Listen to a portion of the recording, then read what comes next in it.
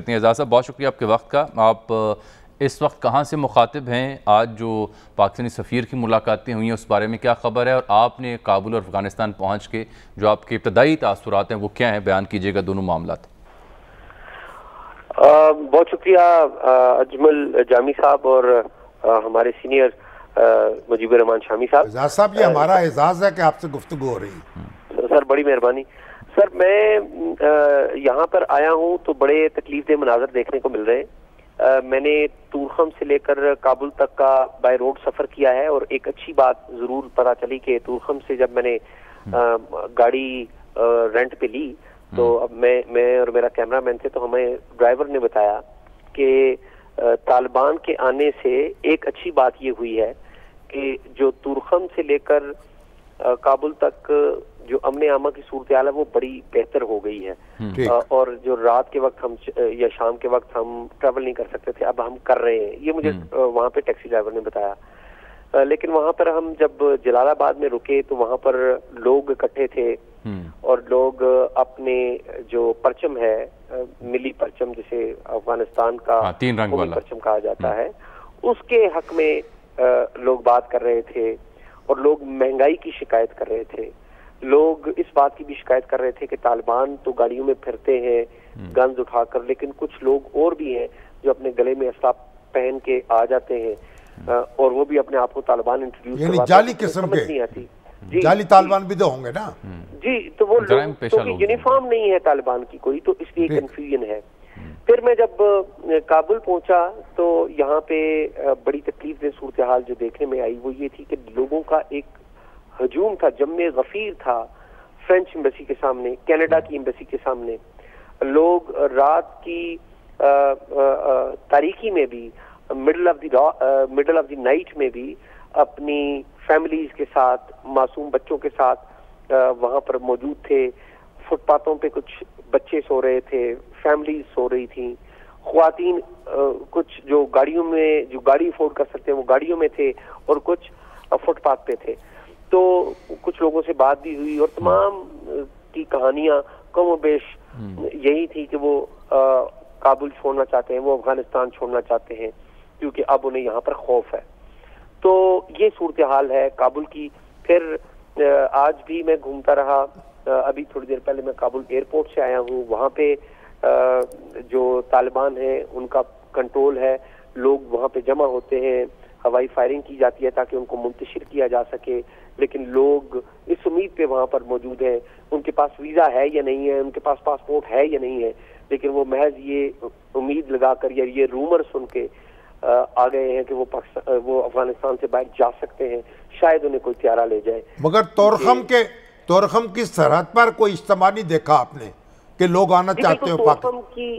جس وقت میں تورخم سے آیا تھا اس وقت وہاں پر انٹرنس نہیں تھی کسی کی بھی، یعنی کہ افغانستان سائڈ سے پاکستان میں داخلہ جو ہے وہ الاؤ نہیں کیا گیا تھا.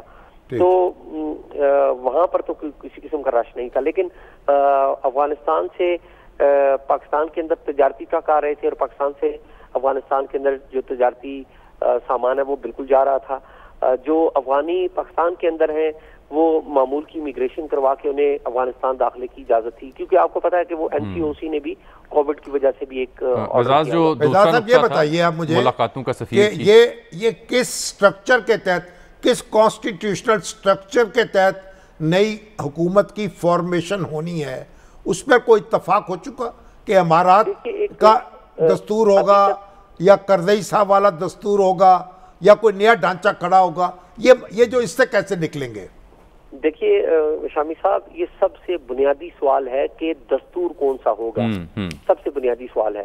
لیکن ایک بات طے ہو گئی کہ دستور جو تھا حامد کرزئی صاحب کے دور میں بنا تھا اس دستور کے تحت یہ سسٹم نہیں ہوگا. اس لیے یہ بات طے ہو گئی ہے کیونکہ امارات اسلامی اسٹیبلش کر دی گئی ہے، اعلان کر دیا گیا کہ ہم امارات قائم کر رہے ہیں. تو اس کا مطلب یہ اعلان طالبان نے یک طرفہ طور پر کر دیا یا کنسنسس کے ساتھ؟ طالبان کی طرف سے یہ بات کہی گئی ہے کہ وہ امارات اسلامی اسٹیبلش کرنے کا اعلان کرتے ہیں، اور اس پر پوری دنیا کو بھی، بعض لوگوں کو بھی بہت سارے تحفظات تھے. تو اگر امارات اسلامی قائم ہو گئی ہے تو اس کا مطلب پھر دستور بھی بحال ہو گیا اس کا؟ جی ان کا جو دستور ہے، ان کا اپنا دستور ہوگا نا، ان کا دستور ہوگا جو امارات اسلامی کا دستور تھا جو علماء نے بنایا تھا. جی جی، تو ایک تو وہ بحال ہو گیا ہے. تو دیکھیں اگر پرانے دستور کے اوپر ہوں تو سابق صدر جو ہے وہ استعفیٰ دے کر نہیں گئے، تو ایک کانسٹیٹیوشنل کرائسس موجود ہے. اور ابھی بھی ایک آئینی بحران یہاں پر موجود ہے کہ 15 اگست سے جس دن سے اشرف غنی صاحب یہاں سے گئے ہیں اس دن سے ابھی تک عملی طور پر افغانستان کی جو ریاست ہے وہ ہیڈ لیس ریاست ہے. اس کا کوئی ایک چہرہ اس کو ریپرزینٹ نہیں کرتا. جو 3 رکنی کونسل بنائی گئی ہے وہ عملی طور پر خود مرہون ہے طالبان کی.